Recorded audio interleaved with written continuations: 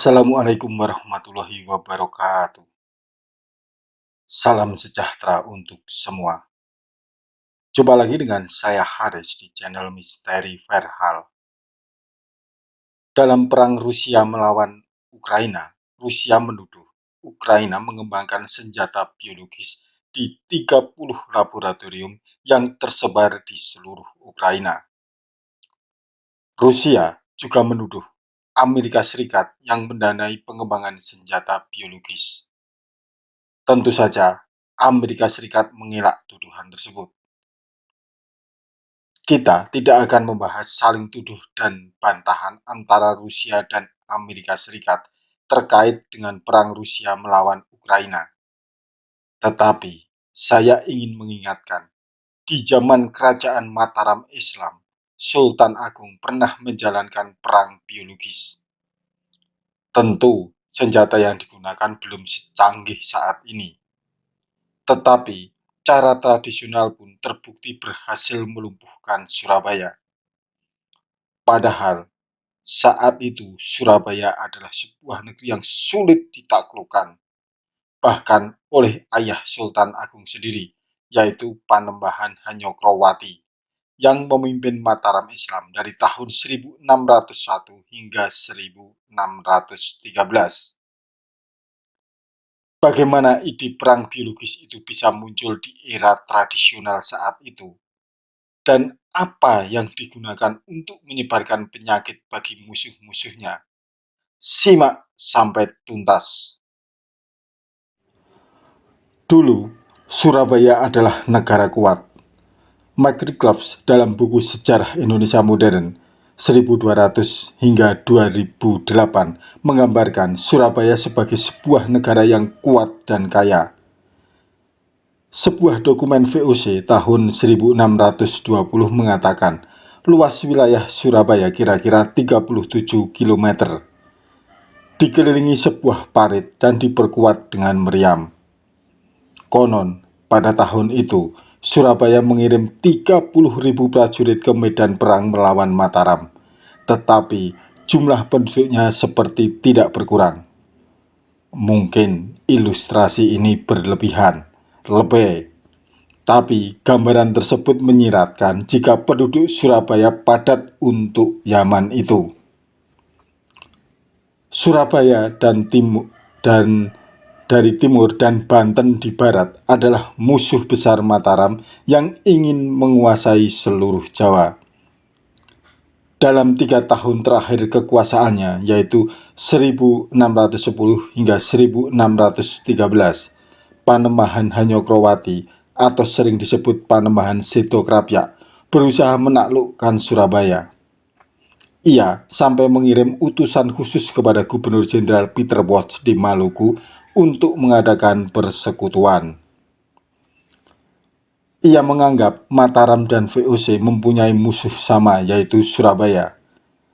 Ajakan itu membuat VOC dapat mendirikan pos dagang di Jepara di bawah pengawasan Mataram, tetapi masih tetap memiliki posnya di Gresik yang berada di bawah pengawasan Surabaya. Lawan Krapyak yang paling kuat adalah Surabaya, tulis Reclus. Pada tahun 1622, Surabaya menguasai Gresik dan Sidayu.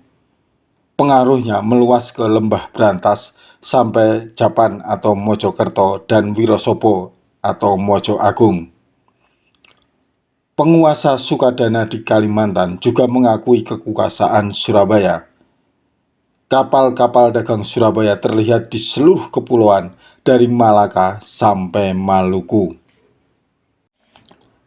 Panembahan Hanyokrowati wafat pada tahun 1613 akibat mengalami kecelakaan saat berburu di hutan Krapyak. Itu pula mengapa ia disebut Panembahan Krapyak atau Susuhunan Setokrapyak. Posisinya kemudian digantikan oleh anaknya, yaitu Sultan Agung. Sultan Agung pun melanjutkan politik ekspansi ayahnya. Ia lebih dulu menaklukkan daerah-daerah sekutu Surabaya. Sultan Agung menunjuk Tumenggung Suratani untuk menjalankan strateginya. Pada awalnya, Suratani menguasai Winongan, sebuah kota kecamatan di Kabupaten Pasuruan, Jawa Timur, yang letaknya berada di sebelah tenggara Surabaya. Di kota kecil itulah, pada tahun 1614, pasukan Mataram mendirikan pusat komandonya, sekaligus mengoordinasikan serangan Mataram ke daerah timur. Sejak tahun 1614, mulai dari Winongan, bala tentara Mataram terus merongrong kekuasaan Surabaya. Serangan demi serangan pun dilakukan ke berbagai wilayah kekuasaan Surabaya di pantai utara Jawa. Mulai dari Malang dan Lumajang tahun 1614, Wirosobo tahun 1615, Lasem tahun 1616, Tuban tahun 1619, Sukadana tahun 1622, dan Madura tahun 1624. Dari tahun 1620 sampai 1625, Sultan Agung mengepung Surabaya dan membinasakan hasil-hasil panennya, tulis Rikloff. Menyerang terlebih dahulu kota-kota satelit di sekitar Surabaya bertujuan untuk memutus jalur logistik ke Surabaya. Sebagai kota pelabuhan, Surabaya menggantungkan dirinya kepada daerah-daerah pedalaman untuk suplai berbagai kebutuhan sehari-hari. Bahkan, kebutuhan atas air pun diambil dari Kalimas, salah satu dari dua cabang kali pecahan aliran Sungai Brantas yang melintasi Mojokerto. Mengapa Mataram ngotot ingin mengalahkan Surabaya sejak era Hanyokrowati? Sejarawan Universitas Gadjah Mada, Dr. Sri Margono mengatakan perebutan legitimasi kekuasaan religius adalah alasan utama kenapa Mataram gigih melancarkan perang terhadap Surabaya. Mataram membutuhkan legitimasi keislaman, dan itu dimiliki oleh Surabaya karena mereka keturunan para wali, sementara Mataram keturunan petani, kata Margono. Menurut Margono, legitimasi kekuasaan berdasarkan tahta suci agama menjadi penting karena dengan itulah Surabaya memiliki pengaruh yang sangat luas. Konsepsi kekuasaan yang demikian bersumber pada kepercayaan di kalangan masyarakat Jawa bahwa raja adalah pusat kosmis yang memiliki pengaruh baik pada alam maupun masyarakat. Raja juga dipercaya sebagai keturunan nabi-nabi dan dewa-dewa.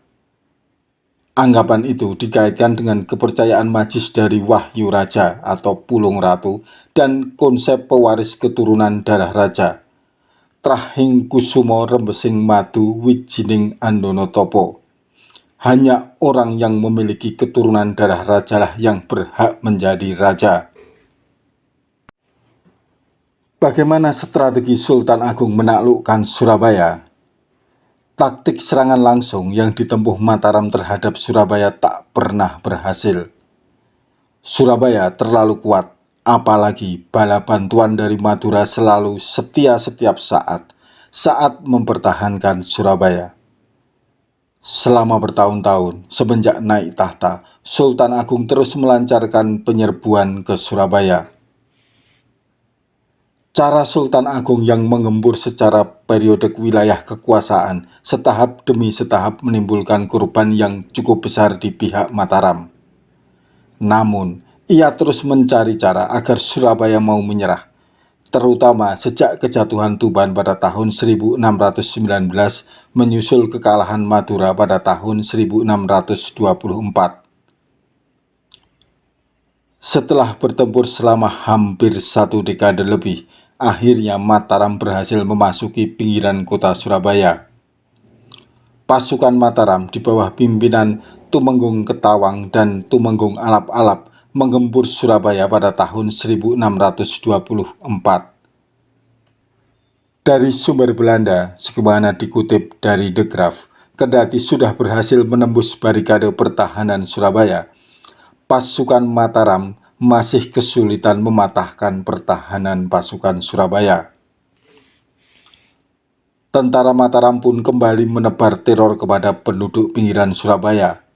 Sawah dan ladang milik penduduk diporak-porandakan dengan maksud agar penduduk yang tetap bertahan segera menyerah, seperti yang dilakukan oleh penduduk Sambang, Madura, ketika mereka diserang Mataram beberapa waktu sebelumnya. Pertempuran dengan Surabaya sudah sampai tingkat kritis. Sebanyak 80.000 orang mengepung kota ini.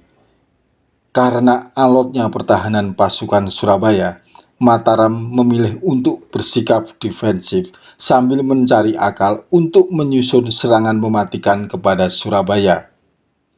Mereka pun mendirikan perkemahan di sekitar Mojokerto sambil menunggu waktu tepat melancarkan serangan.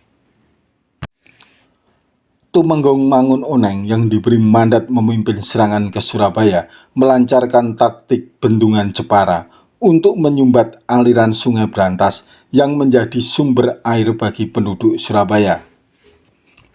Teknik pembendungan tersebut menggunakan berbatang pohon kelapa dan bambu yang diletakkan membentang di dasar sungai sampai dengan permukaannya. Setelah air tersumbat dan hanya mengalir sedikit saja, pasukan Mataram menceburkan bangkai binatang dan berkeranjang buah aren. Bangkai menyebabkan air berbau busuk, sementara buah aren menimbulkan gatal-gatal yang luar biasa hebatnya.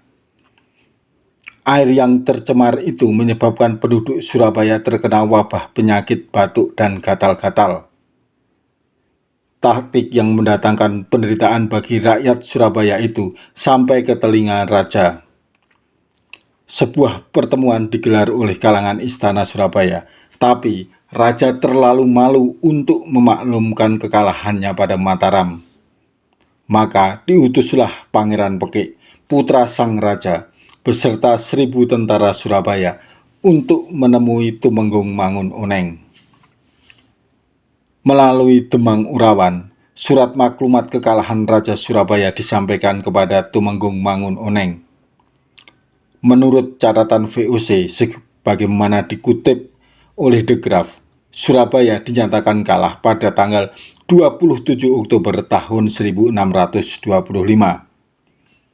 Laporan itu menyebutkan, pada musim panas ini, Surabaya menyerah kepada Raja Mataram tanpa perlawanan, hanya karena berkurangnya rakyat dan karena kelaparan, sehingga dari 50 hingga 60 ribu jiwa tinggal tidak lebih dari 1.000. Bahkan, Dagregister 1 Mei 1624 menyebut tinggal 500 jiwa.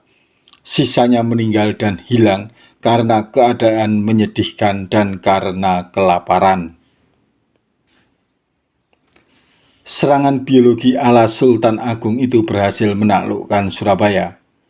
Cara yang sama diterapkan ketika Mataram menyerang Batavia.